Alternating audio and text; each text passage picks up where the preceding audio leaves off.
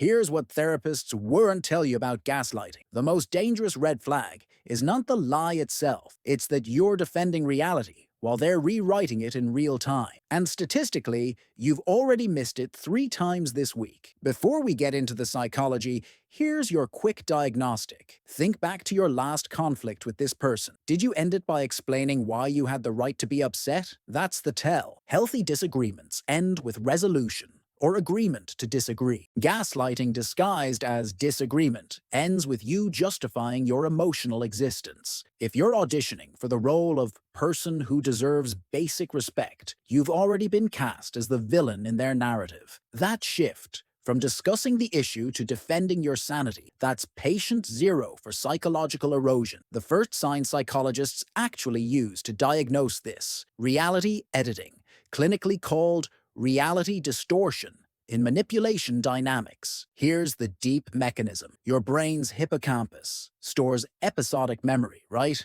It timestamps conversations, promises, events. But here's what they're exploiting. Memory is reconstructive, not a recording. Every time you recall something, your brain rebuilds it from fragments. Gaslighters weaponize this. Picture this. 3 weeks ago, they promised to handle the bills this month. You're stressed, you bring it up. They don't say, "I forgot." They say, "I never said that." Now your hippocampus is scrambling. Did I misremember? Was I not paying attention? They double down. You always do this. Make up conversations. Now you're not discussing unpaid bills. You're on trial for false memory syndrome, but here's the layer most people miss. When they immediately flip to, "You always accuse me of things I didn't do." That's not defense. That's Darvo. Deny, attack. Reverse victim and offender. They just made themselves the victim of your false accusations. You came in with a legitimate grievance. You're leaving apologizing for having a bad memory. The mechanism isn't about whether they actually forgot. It's about training your brain to stop trusting itself. Healthy version? I don't remember saying that, but if I did and dropped the ball, that's on me. Notice they're not putting your memory on trial. Second sign, emotional economics. The psychological term is effective forecasting manipulation. Your brain constantly predicts emotional outcomes to navigate social situations. The anterior cingulate cortex processes social pain the same way it processes physical pain. Gaslighters exploit this by creating an economy where your emotions are always overpriced. Picture this scenario in cinematic detail. Your partner snaps at you in front of your friends. It stings. Later, you say, "Hey, that hurt." They hit you with, "You're being dramatic. It was just a joke. Why are you so sensitive?" Here's what just happened in your brain. Your ACC registered legitimate social pain, but they just told you the price of admission to this relationship is accepting that your pain meter is broken. The deeper mechanism, they're installing what's called emotional inflation. Over time, you need bigger and bigger violations to justify feeling hurt because they've devalued your emotional currency. 6 months in, you're asking yourself, is screaming at me in front of my boss bad enough to be upset about? That's not you being understanding. That's Stockholm Syndrome in business casual. Everyone talks about you're too sensitive, but what they miss is the neuroscience here. Emotional sensitivity isn't a dial that's objectively set wrong. It's your nervous system's threat detection. When someone constantly tells you your threat detection is broken, they're essentially saying, "Turn off your smoke alarm, there's no fire here," while they're holding the matches. Healthy people say, "I didn't realize that hurt you. Help me understand why so I don't do it again." They're not appraising whether your pain is worth the price tag.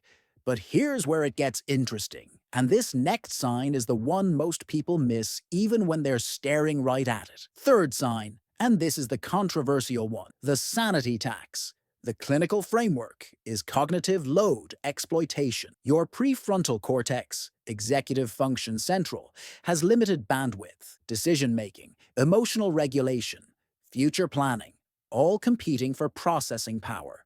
Think of your brain as a filing system with limited storage. Gaslighters deliberately create cognitive overload by making you manage contradictions. Picture this. Monday, they say they value independence. Wednesday, they're upset you made plans without asking. You bring up Monday's conversation.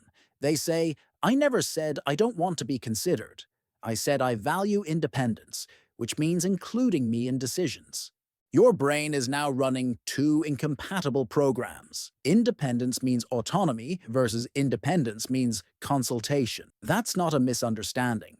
That's a paradoxical bind. The psychological term is a double bind.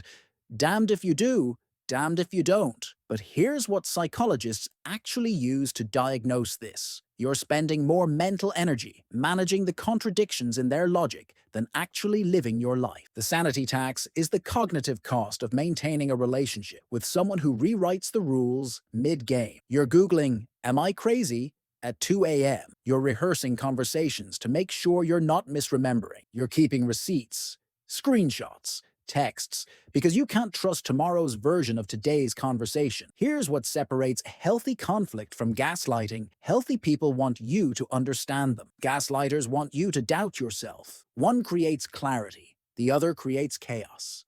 When you're spending more time fact-checking reality than experiencing it, that's not love. That's a full-time job you didn't apply for. Let me show you what this looks like when all three signs show up together. Someone notices their partner forgets every conversation about boundaries, but remembers every time they were disrespectful. When they express hurt, they're told they're overreacting. After 6 months, they're keeping a journal to prove they're not crazy. Reality editing, emotional economics, sanity tax, complete playbook. The moment they started defending their right to have boundaries, that's when the game was already over. Let's lock this in. Reality editing. They're not misremembering. They're making you doubt your hippocampus while using Darvo to become the victim. Emotional economics. Your pain is always overpriced because they're devaluing your emotional currency and breaking your threat detection. Sanity tax.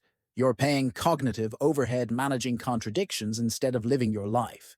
Trapped in double binds where they're rewriting rules mid-game. Here's the psychological reframe that changes everything. Gaslighting isn't about making you believe their lies. It's about making you disbelieve your truth. The goal was never to convince you they're right. It's to convince you that you can trust yourself. The moment you understand that, you realize staying isn't about fixing them. It's about whether you're willing to keep paying rent in a reality they control. So here's what you do. Subscribe if you want psychology that actually protects you, not platitudes that sound nice. Hit the bell. I drop breakdowns like this weekly that your therapist wishes they could explain this clearly. Drop a comment. Which sign hit hardest?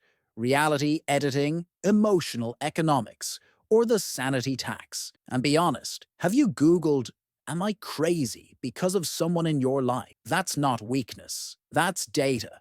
Last thing, the most dangerous gaslighter in your life. Is it your partner, your parent, your boss, or yourself? Comment the relationship type. Let's see what pattern emerges. I'll pin the most revealing answer.